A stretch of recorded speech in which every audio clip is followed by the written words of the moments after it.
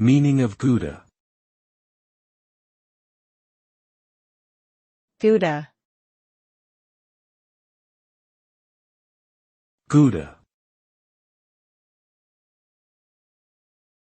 Gouda. Gouda.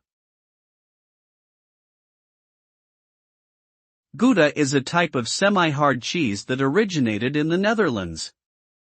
It is named after the city of Gouda, which has been a major cheese market since the Middle Ages. Gouda cheese is made from cow's milk and can range from mild to aged, with the flavor becoming stronger and more complex as it ages.